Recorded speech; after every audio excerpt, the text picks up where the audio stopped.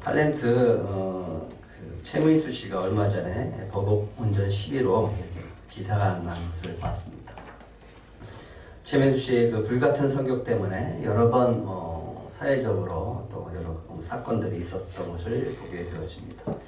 근데 사람들이 이 사건, 이런 것들을 이렇게 소식을 접하면 최민수 씨에 대해서 좋지 않은 시선을 이렇게 바라볼 때가 있습니다. 아, 성격 참 못났다, 뭐 이렇게 생각을 할 수가 있습니다. 이 기사가 난 다음에 얼마 후에 있다가 신문에 이런 제목의 기사가 또 나왔습니다. 뭐냐면 민수야 제발 나만 없으면 일 생겨, 이렇게 됐습니다. 최민수 씨의 아내인 강준 씨가 잠시 해외여행을 간 사이에 또 사건이 벌어졌다고 돌아와서 이 사건에 대해서 이야기하면서 그 기사를 썼던 제목입니다. 돌아와서 이런 심정을 고백을 합니다. 또 남편의 그 성격 때문에 그 성격을 가지고 살아간다는 게 쉽지 않을 텐데 이 강주원 씨가 고백한 내용을 보면서 제가 감동을 받았습니다. 이런 내용이었습니다. 살다 보니까 인생의 모든 고비들은 큰 그림으로 보면 그 하나하나가 좋든 나쁘든 보물 같은 시기들인 것 같습니다. 저에게 보물 같은 순간들은 불편한 순간들이었습니다. 이 불편한 순간들은 오히려 감사의 자세를 더 단단하게 만드는 순간들이었습니다. 어떤 순간이 보물 같은 순간이었다고요? 네, 불편한 순간들. 나에게 살아가는데 여러 가지 마음이 힘들어지고 여러 가지 고난과 고통이 찾아오는 그 순간들이 오히려 자신에게는 보물 같은 시간이었다라고 고백을 하는 것을 볼 수 있습니다. 오히려 그 시간을 감사의 자세로 바꾸는, 그렇게 단단하게 만드는 순간들이었다라고 고백을 하는 것을 볼 수 있었습니다. 그렇습니다. 우리의 인생 속에 고비들이 찾아옵니다. 그럴 때 우리는 그 고비 가운데 주님을 의지하면서 살아갈 때 그 고비를 보물의 순간들로 바꿔주는 줄 믿으시기 바랍니다. 하나님께서 이스라엘 백성을 출애굽시키고 시내산에서 언약을 맺습니다. 너희는 내 소유된 백성이다. 근데 여기서 얘기하는 소유된 백성이라는 뜻의 그 소유라고 하는 것은 이런 의미가 있다고 합니다. 너희 백성은 이스라엘 백성은 이제 나의 보물과 같은 존재다. 여러분들은 주 안에서 정말 보물과 같은 존재임을 믿으시기 바랍니다. 우리에게 불편한 순간들이 찾아옵니다. 그럴 때 주님께 감사해 보시기 바랍니다. 오히려 그것이 진짜 감사가 되어지고 여러분들 삶의 소중한 보물로 열매 맺는 그런 시간들이 될 줄 믿습니다. 요한복음 14절에는 오늘 이 사건을 통해서 예수님이 부활하고 난 다음에 몇 번째 나타난 사건이라고 얘기합니까? 14절을 보시면 세 번째 예수님께서 나타나셨다고 합니다. 첫 번째는 예수님 부활하시고 안식 첫날 저녁 때 제자들이 두려워할 때 예수님이 들어오셔서 너에게 평강이 있을지어다 라고 말씀하십니다.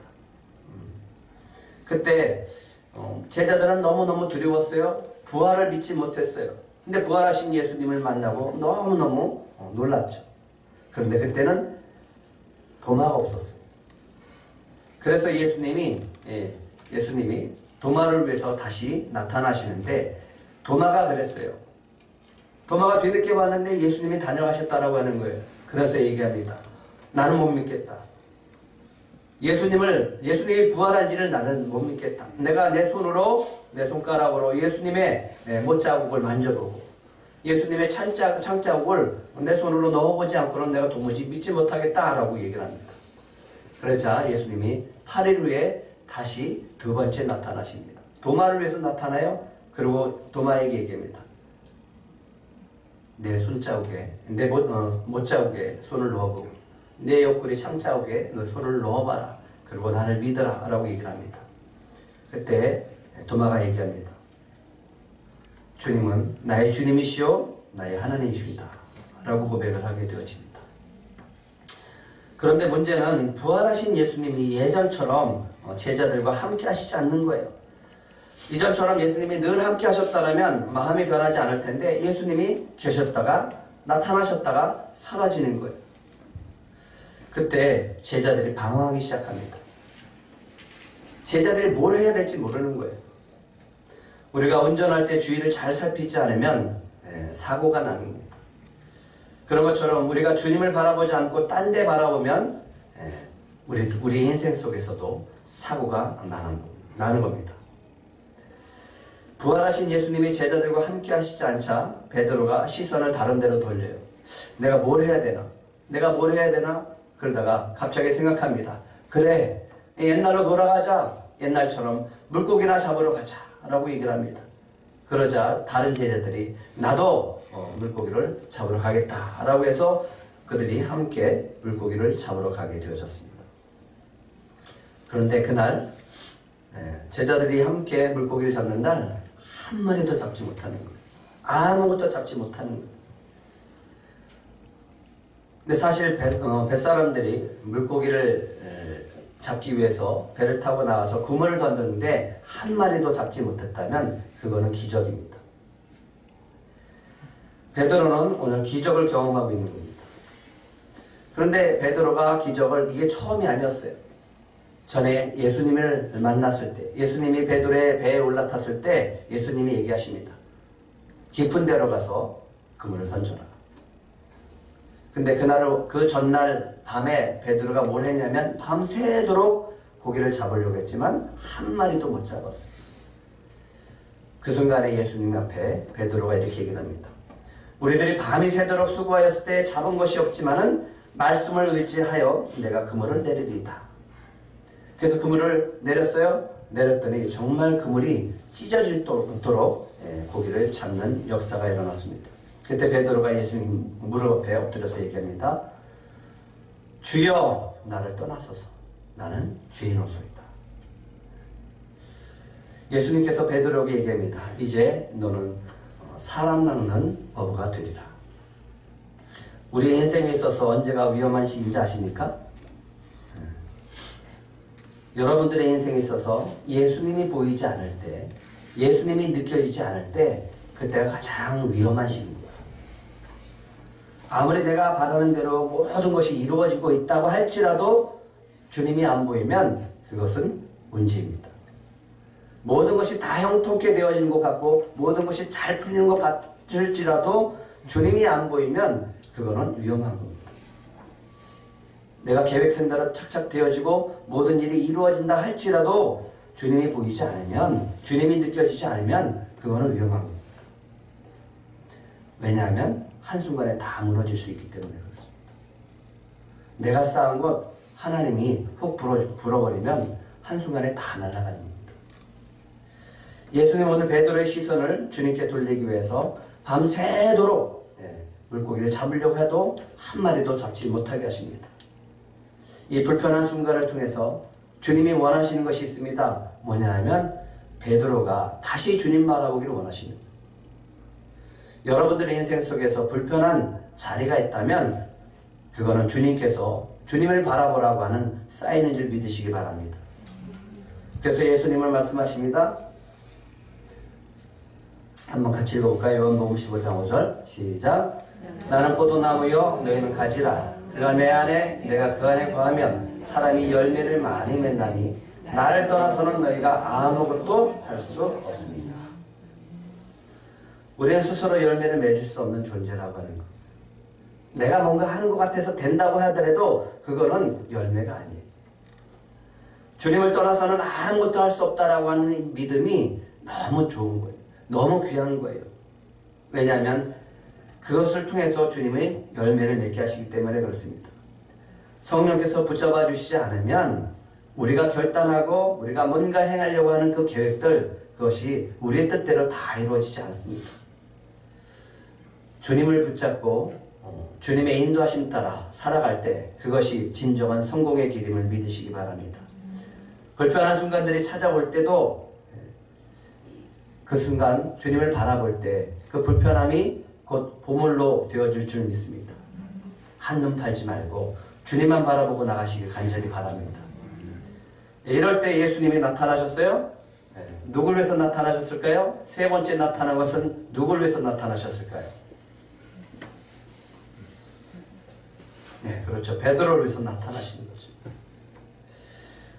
뭐라고 얘기하냐면 예수님이 그 물고기를 한 마리도 못 잡고 있는 베드로와 친구들을 향해서 그 제자들을 향해서 얘기합니다. 얘들아, 너에게 고기가 있느냐? 아니, 없습니다. 그러면 그물을 배 오른편에 던져라. 그러면 잡으리라. 예수님이 오른편에 던져보라고 했어요. 그래서 그물을 오른편에 던지니까 그물이 정말 그물 안에 가득하게 물고기가 잡히는 역사가 있었습니다. 그때 요한이 알아봅니다. 주님이시다. 그러니까 그 주님이시다라는 말 때문에 베드로가 바다에 풍덩 뛰어듭니다. 예수님을 향해서 헤엄쳐 나갑니다. 그래 올라가 봤더니 예수님이 아침 식사를 준비해 놓고 있었어요. 예수님이 준비하신 식사를 먹는 베드로의 마음은 어땠을까? 예수님이 부활하셨어요. 그리고 2번이나 나타나셨습니다. 하지만 그런데도 베드로는 옛날로 돌아가서 물고기 잡으러 왔어요. 그리고 밤새도록 한 마리도 못 잡았어요. 그리고 예전에 예수님이 부르시던 그날 밤 그 경험을 또 경험한 거예요. 그리고 예수님 앞에 나타난 거예요. 그 베드로가 그 식사를 하면서 마음이 편했을까? 그렇지 않았을 겁니다. 그리고 붙잡히시기도 밤 예수님 앞에 3번이나 부인했던 사람입니다. 이런 죄책감이 있고 죄성스럽고 미안한 마음으로 그는 예수님이 준비한 식사를 먹게 되어집니다. 식사를 다 마치고 예수님이 물어봅니다. 요한의 아들 시몬아, 내가 이 사람들보다 나를 더 사랑하느냐? 참 고민되는 문제예요. 내가 정말 사랑하느냐? 내가 주님을 정말 사랑하는가? 마음은 그렇죠. 주님을 사랑해요. 주님의 뜻을 따르고 싶어요. 그런데 잘 안 되는 거예요. 그래서 죄송하고 그래서 미안한 마음이 있는 겁니다. 그런데 예수님이 이런 말씀을 하십니다. 그러면 네가 나를 사랑한다면 내 양을 먹이라. 베드로를 다시 예수님의 제자로 불러주시는 순간이었습니다. 우리는 날마다 한눈 팔지 않기 위해서 이런 질문을 해야 됩니다. 내가 이 사람들보다 나를 더 사랑하느냐? 오늘 백준호 성도님이 결단하셨는데 이 말씀을 가지고 이 물음을 매일매일 물어보셔야 됩니다. 네가 나를 사랑하느냐? 네가 나를 사랑하느냐? 네가 이 사람들보다 나를 더 사랑하느냐? 이 질문을 매일매일 해보시기 바랍니다. 그것이 한눈 팔지 않는 비결인 줄 믿습니다. 주님은 우리가 한눈을 팔 때 다시 주님을 바라보게 하시려고 하는 것이 있습니다. 뭐냐면 밤새도록 물고기를 한 마리도 잡지 못하게 하세요. 내 인생에서 뭔가 하려고 하는데 얻어지는 것이 하나도 없게 만드세요. 내가 밤새도록 애쓰고 수고했는데 그것을 헛수고로 만들어버려요. 내가 계획하고 내가 쌓아놓은 것 모든 것들을 열심히 해봤는데 그것을 다 수포로 돌려버리는 거예요. 사업을 이루고 내가 열심히 공부를 하고 내가 뭔가를 성취하기 위해서 열심히 쌓았다고 할지라도 하나님 주님 앞에 한눈 팔면 그 모든 것들을 다 걷어가시는 것을 볼 수 있다라고 하는 거예요. 예전에 했던 실패를 또 동일하게 또다시 실패하게 하십니다. 이럴 때는 얼른 우리가 깨달아야 됩니다. 한눈 팔지 말고 주님을 바라보라는 사인인 줄 믿으시기 바랍니다. 주님을 바라볼 때 주님은 우리를 세상 앞에서 주님의 보물임을 나타내신 줄 믿으시기 바랍니다. 세상 앞에서 이 사랑하는 자는 내 보물이다 라고 하는 것을 주님이 드러내실 줄 믿습니다. 예수님 베드로에게 그의 죽음에 대해서 예언하십니다. 18절, 19절 한번 같이 읽겠습니다. 시작. 내가 진실로 내게 이르노니 내가 젊어서는 스스로 띠띠고 원하는 곳으로 다녔거니와 늙어서는 내 팔을 버리리니 남이 내게 띠띠우고 원하지 아니하는 곳으로 데려가리라. 이 말씀을 하시면 베드로가 어떠한 죽음으로 하나님께 영광을 돌릴 것을 가리키심이로다. 이 말씀을 하시고 베드로에게 이르시되 나를 따르라 하시니. 예, 주님을 따르는 것은 결국 우리가 원하는 곳으로 가는 게 아니라 주님이 원하는 곳으로 가게 하시는 거다라는 겁니다. 젊었을 때는 내가 원하는 대로 해요. 내가 하고 싶은 대로 막 해요. 그런데 그렇게 하다가 보니까 그게 바른 길이 아니다라고 하는 것을 깨닫는 거죠. 우리 백준호 성도님의 간증 속에서도 나오잖아요. 우리가 뭔가 내가 원하는 것을 막 하려고 해요. 하지만 나중에 주님이 인도하시는 길은 결국 내가 원하는 길이 아니에요. 주님이 원하는 길을 가게 되어지는 거예요. 내 팔을 벌리리니 남이 내게 띠띠우고 원하지 아니하는 곳으로 데려가리라. 그러면서 주님이 하시는 말씀이 있습니다. 베드로에게 이르시되 누구를 따르라?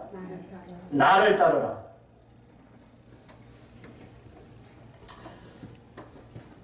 주님은 우리가 원하는 것이 아닌 주님이 원하시는 곳으로 우리를 데려가시는 줄 믿으시기 바랍니다. 그래서 항상 생각해야 돼요. 내가 이걸 원하는 것인지, 내가 원하는 것인지, 주님이 원하시는 것인지. 만약에 주님이 원하시는 것이 아니라 내가 원하는 곳으로 가면은 주님이 그것을 틀으실 때가 있어요. 그럴 때는 그 길을 따라가는 겁니다. 그런데 그때 베드로가 예수님께 묻는 것이 있습니다. 20절, 21절입니다. 시작. 베드로가 돌이켜 예수께서 사랑하시는 그 제자가 따르는 것을 보니 그는 만찬석에 예수의 품에 의지하여 주님을 따르는 자가 누구니까 묻던 자더라. 이에 베드로가 그를 보고 예수께 여짜오되 주님, 이 사람은 어떻게 되겠사옵나이까? 베드로가 왜 예수님께 이 질문을 하고 있을까요? 베드로가 왜 예수님께 이 질문을 하고 있을까요? 예수님은 지금 뭐라고 했어요? 베드로에게 나를 따르라고 그랬어요. 근데 베드로가 예수님께 묻습니다. 거기에 보면 성경에 뭐라고 되어 있냐면 이렇게 기록되어 있습니다. 베드로가 돌이켜 예수께서 사랑하시는 그 제자가 어떻게 하는 것을 보고요? 따르는 것을 보고. 베드로가 요한이 예수님을 따르는 것을 보고 얘기합니다. 예수님, 이 자는 어떻게 될 겁니까? 이 자는 어떻게 되겠습니까? 왜 이 질문을 할까요?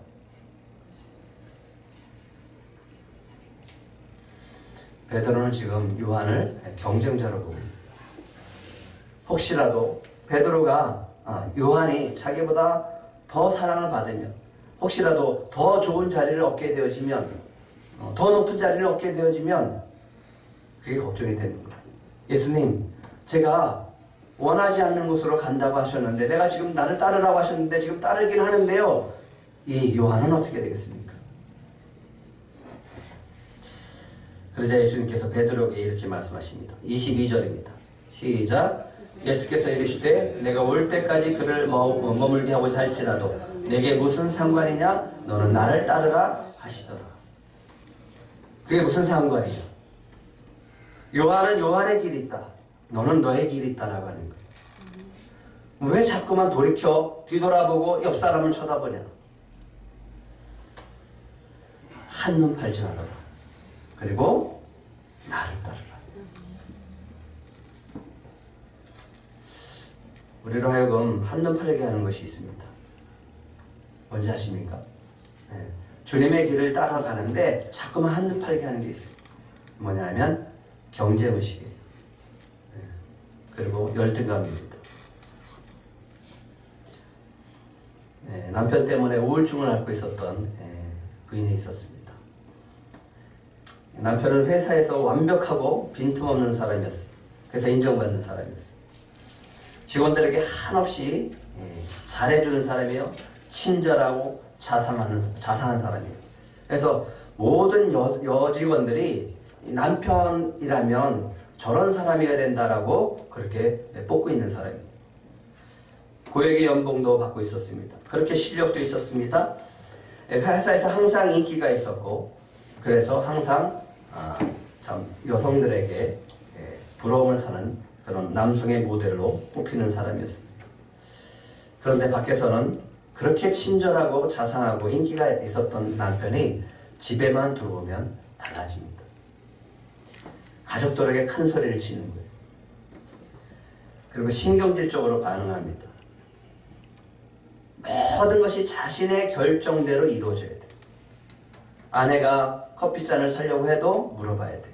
아내가 접시를 사려고 해도 물어봐야 돼요. 왜? 남편이 결정하는 것을 사야 되는 거예요. 집에 들어왔을 때 물건이 제자리에 있지 않으면, 그리고 똑바로 정돈되지 않았으면 난리가 나는 거예요. 외식을 합니다. 외식을 하는데 아이들이 문제를 일으키거나 좀 말을 잘 듣지 않으면 그 자리에서 박차고 나와버립니다. 그리고 식사를 하는데 그 전날 반찬이 그대로 올라오면 숟가락을 놔버려요. 다른 사람의 평가에 예민합니다. 다른 사람의 시선에 민감한 사람입니다. 늘 다른 사람의 시선을 의식하고 살아가는 사람입니다.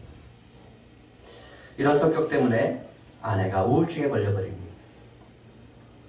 너무 고통스러워서 이 남편을 설득해서 상담을 해보겠습니다. 그랬더니 원인은 이 남편의 어린 시절에 있었습니다. 남편의 어린 시절은 가난하고 불행했던 형편이었습니다. 가정 형편이 너무 어려웠어요. 너무너무 어려워서 가족들이 뿔뿔이 흩어졌는데 이 남편을 외가댁에 맡기게 되어지고, 근데 외가댁에서 자라다 보니까 뭐 여러 가지 문제가 있었고 또 야단도 맞았겠죠. 그런데 이 어린 나이에 늘 갖고 있었던 마음은 뭐냐 하면, 나는 가족에게 버림받은 자다라는 생각이었어요. 그런 피해의식 속에서 살아가게 되어집니다.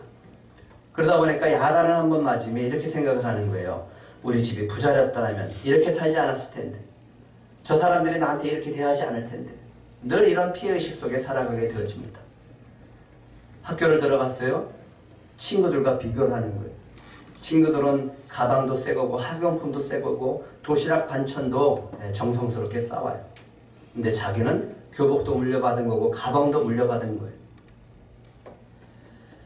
친구들과 다툼이 일어나면 이렇게 생각합니다. 저 자식이 내가 가난한 집의 출신이라고 그렇게 무시하는구나, 이렇게 생각을 하는 거예요. 그래서 다른 사람들보다 성공하는 사람이 되겠다라고는 결단을 하고 열심히 공부해서 성공을 하는 그런 사람이 되어졌습니다. 결혼도 했어요. 자녀도 낳았어요. 가정생활을 잘하고 있었습니다. 그런데 이 사람에게는 늘 불안한 마음이 있어요. 그게 뭐냐면, 내가 가난하게 되어지면 어떡하지? 내가 망하게 되어지면 어떻게 하지? 하는 생각이에요. 이런 불안한 마음 때문에 우울하게 되어지고, 그 우울증 때문에 아내에도 우울증이 걸려지고 가족들이 불행하게 되어지는 그런 원인이 되었다라고 합니다. 오늘 우리가 주님을 믿고 살아갈 때 우리도 그런 생각을 할 때가 있어요. 저 사람은 어떤데? 저 사람은 저쁜데? 근데 오늘 주님이 이 모든 것들을 버리게 하십니다. 주님을 따르게 하기 위해서. 한번 따라해 보실래요? 내가 무슨 상관이냐? 너는 나를 따르라. 상관하지 말고 주님만 따르라고 하는 거예요. 그 사람들은 그 사람들의 길이 있고 나는 나의 길이 있다라고 하는 거예요. 자꾸만 옆을 보고 뒤로 돌아보면 우리는 주님을 따라가지 못하게 될 줄 믿습니다. 한눈 팔지 말고 우리는 날마다 이 질문을 하면서 살아야 됩니다. 첫 번째 질문은, 내가 이 사람들보다 나를 더 사랑하느냐라는 질문. 두 번째 질문은, 내게 무슨 상관이냐? 너는 나를 따르라 라고 하는 말씀입니다. 꼭 이 두 가지를 질문하시고 기억하시고 주님만 따라가서 늘 주님과 함께 기쁨으로 걸어가는 저와 여러분들이 되시기를 간절히 바랍니다.